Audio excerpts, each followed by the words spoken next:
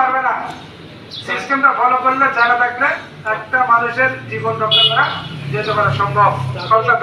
কেউ যখন হঠাৎ করে করে যাবে সাথে সাথে আমাদের তাৎক্ষণিক ইয়া হচ্ছে যে আমাদের একটা সাইন আছে ওই যে ডক্টরস এবিসি।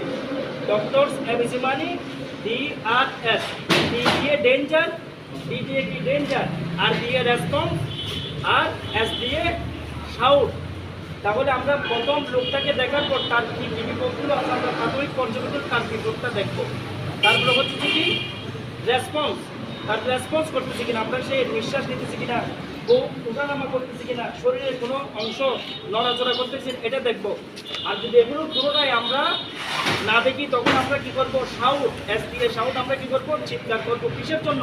হয়তো ফায়ার সার্ভিসের জন্য, অ্যাম্বুলেন্সের জন্য, অথবা ডাক্তারের জন্য আমরা চেষ্টা করবো। ঠিক আছে? এরপর হচ্ছে যে আমরা তিনটা জিনিস দেখবো। একটা হচ্ছে যে ভাঙতে পারে, কিন্তু যদি আমি নিয়ম অনুযায়ী দিই হাতটা সোজা রেখে আমাদের উপরে ডানা দিয়ে আমরা কি কাউন্ট করবো যেন 1 ইঞ্চি মতো দাঁড়াবে। মানে আমরা কি জন্য করছি, হার্ট চালু করার জন্য, তাই না? ওই জিনিসটাকে দেখাচ্ছে। নো পালস, নো ব্রিথ, দেন সিভিয়ার, মানে পালসও নাই, ব্রিথও নাই, কোনো কিছু নাই, তখনই আমরা তাকে সিভিয়ার করছি।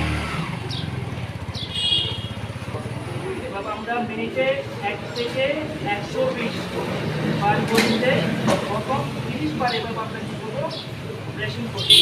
ব্রেশিং করার পরে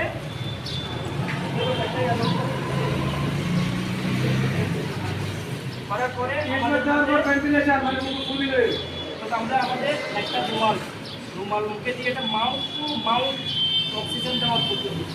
আমাদের শরীরে যখন অক্সিজেন ব্লক হয় তখন আমরা কি একজন আরেকজনকে অক্সিজেন সরবরাহ করি। এটাকে বলে মাউথ টু মাউথ। আমরা কি করবো, এরপর আমরা আবার কি করবো, এরপর আমরা আবার আগের সেম পজিশন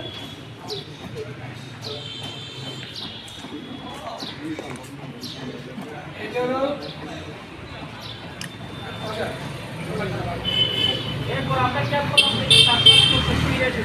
ফিরে আসার পর আমরা তাকে স্বাভাবিকভাবে এভাবে কি করবো, শুয়ে দেবো।